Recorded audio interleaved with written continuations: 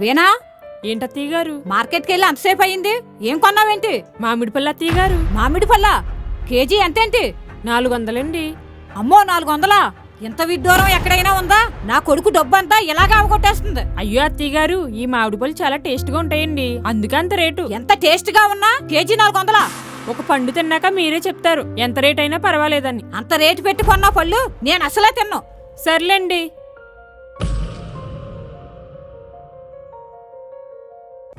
ఆ ఇదేంటి, పొల్లంతా పచ్చిగా ఉన్నా ఇవి చూస్తే?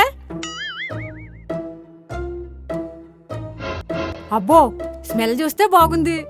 ఒక పండు టేస్ట్ ఎలా ఉందో చూస్తాను. 400 అంట కదా, నేనేమో కోపంలో తిన్నని చెప్పాను. దీని స్మెల్ చూస్తుంటే తినేయాలనిపిస్తుంది నాకు. అవన్నీ పట్టించుకుంటామేంటి? అబ్బా, భలేగా ఉంది. వీణ బాగానే తెచ్చింది, చాలా టేస్ట్గా ఉంది.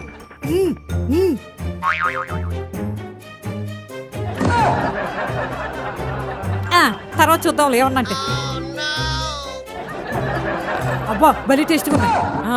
పండ్లన్నీ ఏమైనా ఇంట్లో ఎవరూ లేరు కదా, ఇది అత్తయ్య గారి పనే. అత్తయ్య గారు, ఏంటమ్మా? మామిడి పళ్ళన్నీ తినేసారా? ఒక పండు తిని చూస్తే మీరే చెప్తారన్నావు కదా, చూశాను. ఒక పండు తిని చాలా బాగున్నాయి, మొత్తం తినేసాను.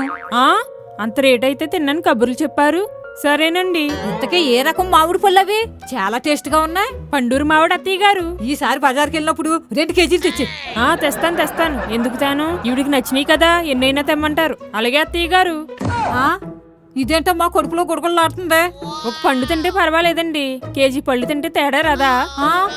అమ్మో, బాగున్నాయని ఎక్కువ తినేసాను.